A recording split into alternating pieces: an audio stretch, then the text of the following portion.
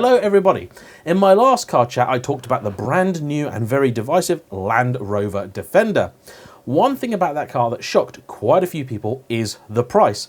You see, if you want to get the new JLR straight 6 engine, the only way to do that is with the Defender X, the top spec car.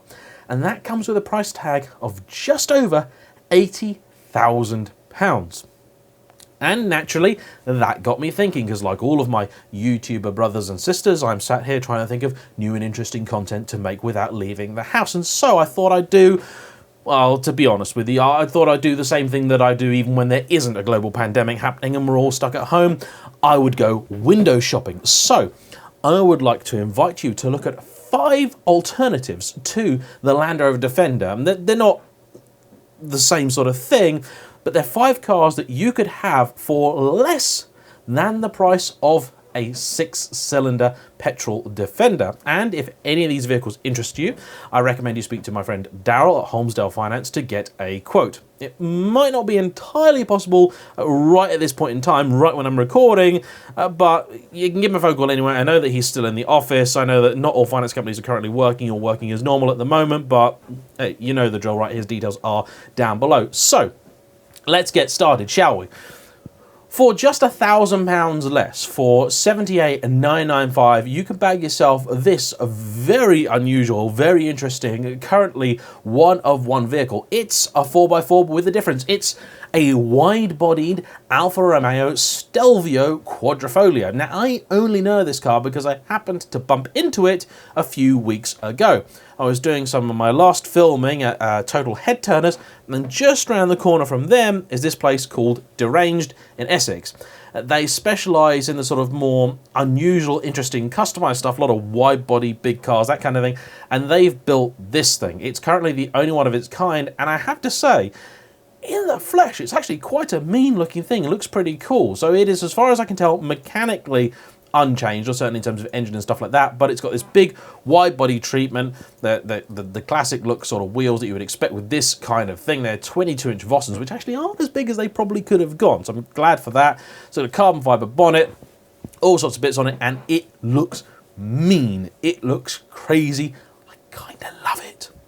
But if you want something more svelte, more lightweight, how about this? For $79,995, Paragon GB, you have this gorgeous Guards Red 996 Gen 1 GT3. Now, they've actually got a couple of GT3s at the moment and an RS, but it's this one that took my eye. I really love the look of the first gen 996, and this has that classic Metzger engine. It's almost anemic in .1 spec with about 360 horsepower, although allegedly it wasn't really even that much. But this thing looks stunning. They sound amazing and they drive brilliantly. This one's also very nicely specified. It's got the bucket seats, which are some of my favourite ever, leather lined too, and it's also got AC and the CD player spec'd back in, which means if you want to take it out on a nice sunny day, if you're allowed to, it would be a glorious thing indeed. A red seat belt. Shame it hasn't got the red dials, but it would be a very, very special car to drive indeed.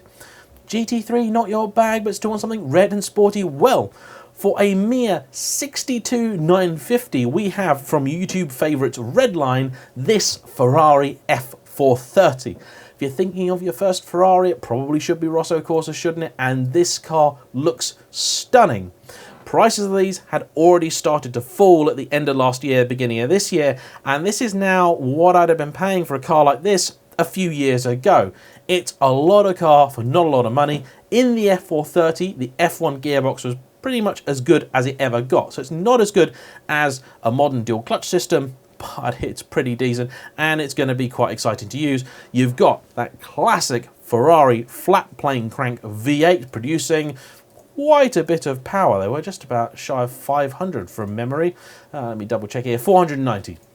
I just seem to remember it being about 492 or so on, and a top speed of 196 miles an hour.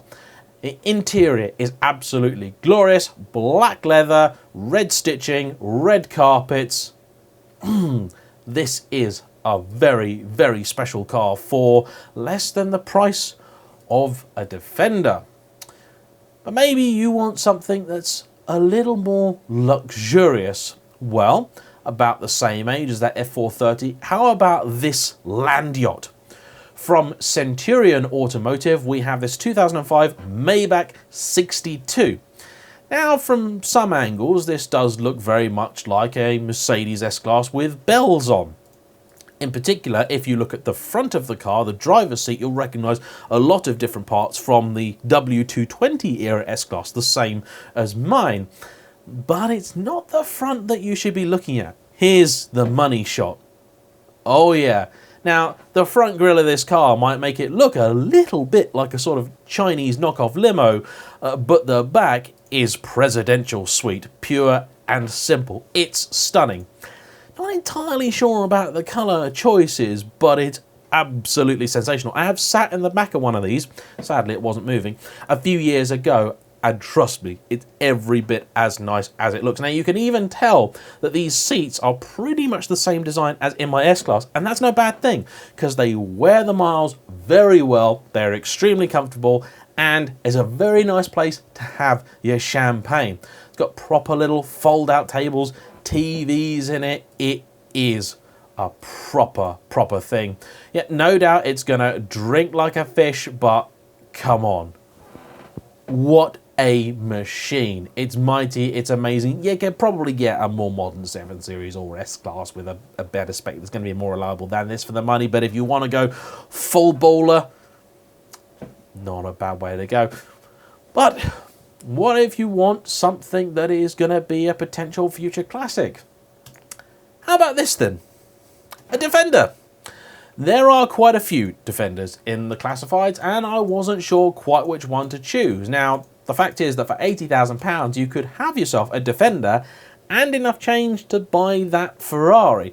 But I thought we'd spend a couple more quid and we'd look at an example of the later version of the car. This is a 90, so it's a short wheelbase, in an amazing colour, and it's the Adventure Edition. It says it's station wagon spec here, but I'm not entirely sure that really means anything. The seats in the back fold out, giving you a nice decent cargo space. It is a proper thing. It's got all the kit on it. It's got the snorkel, in case you do get stuck in the duck pond. It's got loads of graphics on it, so it must be serious. And it's got, what is it, 1,389 miles in its 4 years. Proving that these things don't all go on safari, but it does look like you've just come from a safari. Probably the only example of a car I know where people would clock it and add miles and pretend that they'd actually taken it somewhere that they hadn't. Looks all pretty fresh, looks all very nice. Decent car. Up front, you can see one of the reasons that JLR had to replace the Defender, because it's hideous. I mean, in 2016, they were still selling this. It's an absolute joke. But people were still buying them. I know, strange, right? And if you were going to twist my arm and make me buy a Defender, I'd probably buy one of these. Might rip the engine out and put an old V8 in it, because I hate the 2.2 with a passion. One of the many things I dislike about the car. But as examples of this go, you could do worse. And this is from Just 4x4, part of the Just Automotive group. So there we have it. 5 very interesting, very unusual vehicles that you could have for the price of a new Land Rover Defender. Which one would you take home? Please do let me know. Don't forget to like, comment below, subscribe if you haven't already, and I'll see you for the next one. Bye-bye.